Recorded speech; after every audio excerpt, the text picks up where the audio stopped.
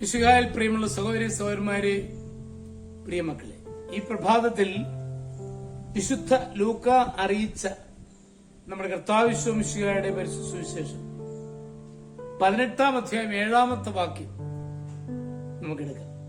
Saint Luke's gospel chapter 18 verse 7. രാവും പകലും തന്നെ വിളിച്ചു കരയുന്ന തന്റെ തെരഞ്ഞെടുക്കപ്പെട്ടവർക്ക് ദൈവം നീതി നടത്തി കൊടുക്കും. കർത്താവിനെ വിളിച്ചപേക്ഷിക്കുമ്പോൾ കർത്താവ് തീർച്ചയായിട്ടും നമുക്ക് നീതി നടത്തി തരും എന്ന പ്രത്യാശയാണ് ഇവിടെ പ്രകടമാകുന്നത്. വിൻസ്റ്റൺ ചർച്ചിൽ സുഹൃത്തുക്കളോടൊപ്പം സൗഹൃദ സംഭാഷണം നടത്തുകയായിരുന്നു. അദ്ദേഹത്തിന്റെ പ്രശസ്തിയെ അസൂയയോടെ വീക്ഷിച്ച ഒരാൾ അദ്ദേഹം പുറത്തേക്ക് ഇറങ്ങിയ തക്കം നോക്കി ചർച്ചിലിന്റെ കർച്ചീഫിലൊരു കഴുതയുടെ ചിത്രം വരച്ചു. മടങ്ങിയെത്തിയ ചർച്ചിൽ തന്റെ കർച്ചീഫിൽ വരച്ച ചിത്രം കണ്ട് അമ്പരന്നു. കൂട്ടുകാർക്കിടയിൽ കൂട്ടച്ചിരിയും കമന്റും ഉയരാൻ തുടങ്ങി.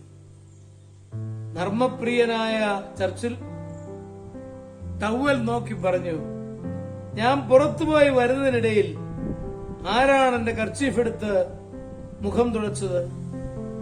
മുഖം അപ്പാടെ ഒപ്പിയെടുത്തിട്ടുണ്ടല്ലോ. ചിത്രം വരച്ചയാൾ ഒഴികെ എല്ലാവരും ആ നർമ്മത്തിൽ പങ്കുകൊണ്ടു. അതെ, വിഡ്ഢികളുടെ ആദ്യത്തെ അവസാനത്തേതുമായ വാദമാണ് പരിഹാസം. പരിഹാസം ഒന്നിനും ഉപകരിക്കുന്നില്ല. കർത്താവിനെ വിളിച്ചപേക്ഷിക്കും, കർത്താവ് നമ്മളെ പരീക്ഷിക്കും എന്നുള്ളത് ഒരു റിയാലിറ്റിയാണ്. ആ ബോധ്യത്തോടുകൂടി കർത്താവിൽ ഉറച്ചു വിശ്വസിക്കുവാൻ നമുക്ക് കഴിയട്ടെ എന്ന് ആശംസിക്കും.